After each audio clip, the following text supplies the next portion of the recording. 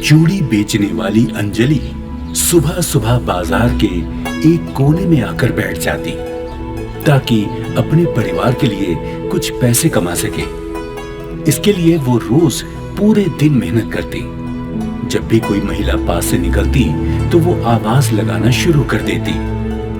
आइए आइए दीदी, आइए आंटी, बहुत बढ़िया चूड़ियाँ हैं, सीधी मुंबई से आई हैं। प्रियंका चोपड़ा, सोनम कपूर, अनन्या पांडे सब यही चूड़ियाँ पहनती हैं। आपके हाथों पर खिल जाएंगी। आइए दीदी, आइए आंटी, जरा पहनकर तो देखिए, आपके वो तो बस आपको देखते ही रह जाएंगे। मुझे दिखाओ तो जरा चूड़ियाँ कैसी हैं? क्या नाम है तुम्हारा? अंजलि।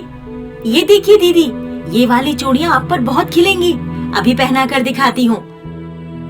अंजलि ने महिला को चूड़ियां पहनाई। महिला को चूड़ियां पसंद आ गईं। उसने अंजलि को पैसे दिए और निकल गई।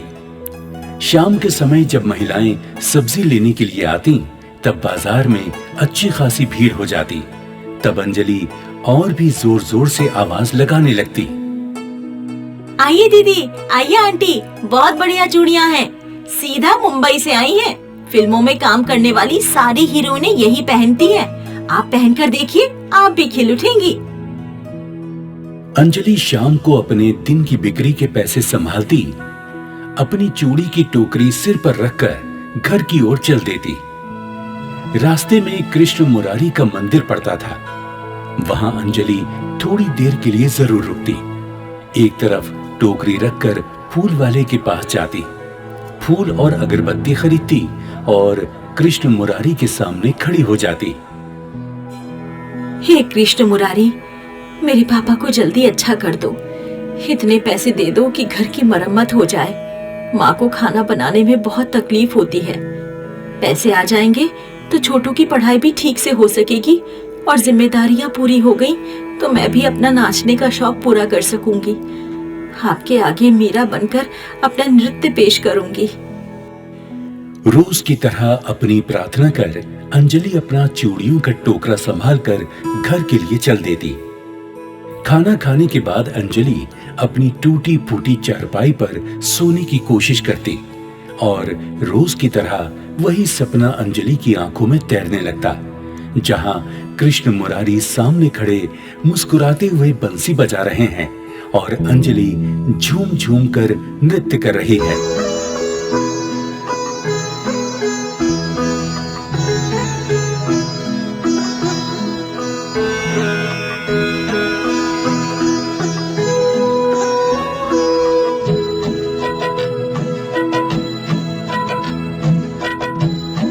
इसी तरह सपना देखते देखते अंजलि सो जाती।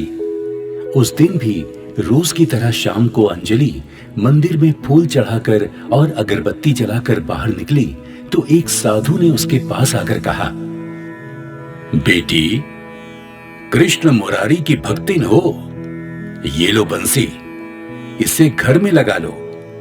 कृष्ण मुरारी की कृपा तुम पर सदा बनी रहेगी। साधु बंसी देकर चला गया। अंजलि ने बंसी घर में अपने सोने की जगह के पास वाली दीवार पर लगा दी। बांसुरी लगाकर अंजलि बांसुरी को देखने लगी। तभी बांसुरी में से धुन निकलने लगी। बंसी की धुन पर अंजलि के पैर अपने आप थिरकने लगे। अंजलि झूम झूम कर नाचने लगी। उसके नृत्य की आवाज सुनकर उसकी माँ और छोटा भाई भी वहां आ गए। क्या हुआ बेटी, ये आवाज कैसी? कुछ नहीं माँ, बस थोड़ा नाचने का मन कर रहा था। अच्छा अच्छा, चल अब सो जा, सुबह उठना भी तो है। अंजलि बंसी की ओर देखती रही। उसे लगा कि बंसी उसके मन की बात समझती है। वो बंसी की ओर देखते देखते सो गई। अगले दिन फिर से बाजार में अंजलि रोज की तरह चूड़ियां बेचने बैठ गई।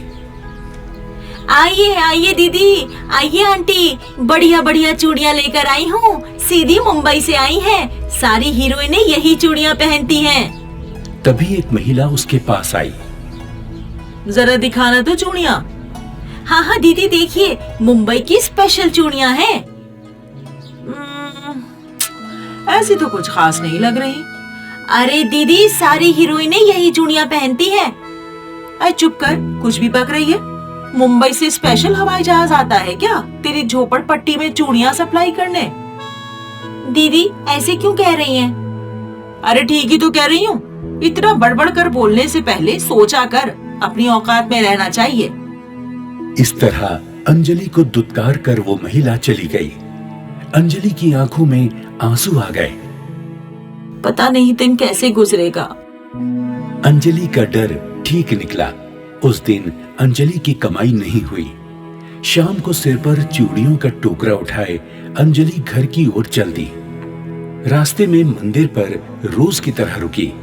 उसकी आंखों में अभी भी आंसू थे। आज तो कुछ भी कमाई नहीं हुई। घर वालों का खाने का जुगाड़ कैसे होगा? तभी एक लंगर बांटने वाला आदमी उसके पास आया। लो बिटिया, प्रसाद ले लो। पूरी आलू हैं, तुम्हें पसंद आएंगे। बाबा, घर पर मेरी माँ, बापू और छोटा भाई भी है। उनके लिए भी प्रसाद दे देंगे? हाँ बिटिया, क्यों नहीं। ये लो, ये ले जाओ। अंजलि को अपने परिवार के लिए भी प्रसाद मिल गया। अंजलि सोचने लगी कि अगर आज उसे लंगर का खाना ना मिलता तो घर वालों का पेट कैसे भरता। अंजलि मन ही मन प्रण करती है कि अगर कभी उसकी हैसियत हुई तो वो भी एक लंगर जरूर चलाएगी, जहां जरूरतमंद लोग खाना खा सकेंगे। वक्त का क्या भरोसा, कभी भी किसी पर भी बुरे दिन आ सकते हैं। यही सोचकर अंजलि घर की ओर चल पड़ी। रात को सोने से पहले अंजलि एकटक बस बंसी की ओर देखती रही। तभी फिर से बंसी से आवाज आई,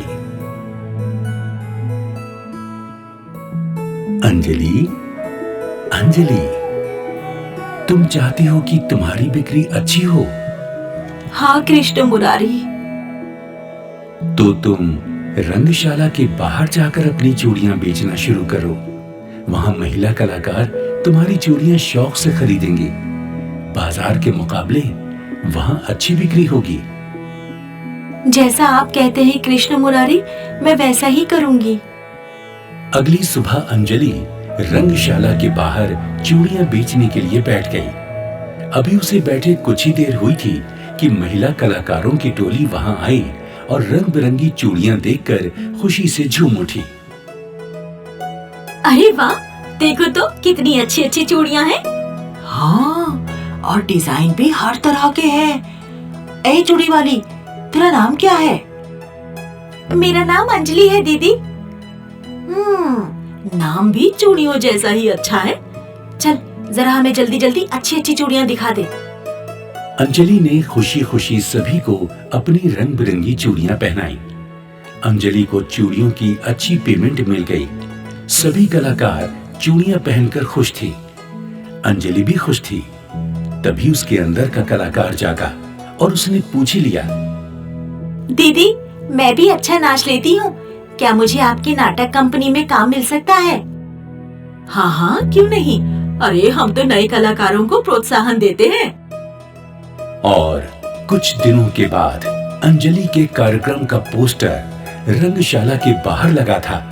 आज उसका कार्यक्रम था। अंजलि घर में तैयार हो रही थी।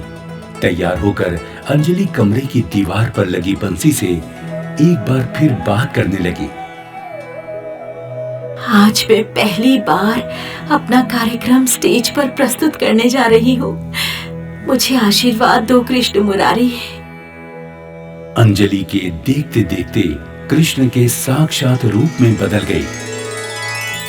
अंजलि, मेरा आशीर्वाद तो हमेशा तुम्हारे साथ है, पर तुम भूल गई कि तुमने कहा था कि अगर तुम्हें सफलता मिली तो तुम मेरे सामने मीरा बनकर नृत्य प्रस्तुत करोगी। मुझे याद है, पर आप बताएं अब और आज ये कैसे संभव है? आप ही कोई रास्ता निकालें। मैं तुम्हारे साथ चलता हूँ। मैं स्टेज पर रहूंगा, तुम मेरे साथ नृत्य करना। कोई पूछे तो कहना कि कलाकार है, मेरे साथ ही तैयार होकर आया है। अंजलि ये सुनकर खुशी से उछल पड़ी। ये तो सचमुच अच्छा रहेगा। स्टेज पर श्री कृष्ण अपने रूप में साक्षात खड़े थे और अंजलि उनके समक्ष मीरा बनकर नृत्य कर रही थी।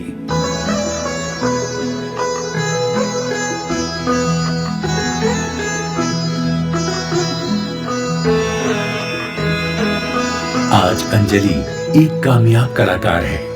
उसने अपने पैसे से नया घर खरीद लिया है और अपने परिवार के साथ रहती है। उसके पिता का इलाज हो चुका है। माँ को अच्छी पक्की रसोई मिल गई है। तभी अंजलि अपने पिता के पास आई। पिताजी, मैंने कृष्ण मुरारी से वादा किया था कि अगर कभी मेरी हैसियत हुई तो मैं लंगर जरूर चलाऊंगी। पिताजी, आज लंगर शुरू होना है। आपको मेरे साथ चलकर सब भक्तों को खाना देना है। हाँ बिटिया, चलो चलो। तुम्हारे इस फैसले ने तो मेरा सीना गर्व से चौड़ा कर दिया है। ईश्वर सबको मेरी अंजलि जैसी बेटी दे। चल बेटी चल। लंगर में अंजलि, उसके पिता, माँ और छोटा भाई संगत को अपने हाथों से खाना खिला रहे हैं। अंजलि ने प्रण लिया है कि उसका ये लंगर 7 दिन चलेगा। सच है, बुरा समय किसी पर भी आ सकता है। ऐसे में उसे खाना खिलाना और उसकी मदद करना ही सही रास्ता है, ना कि उसे दुत्कारना और बेकार के भाषण देना।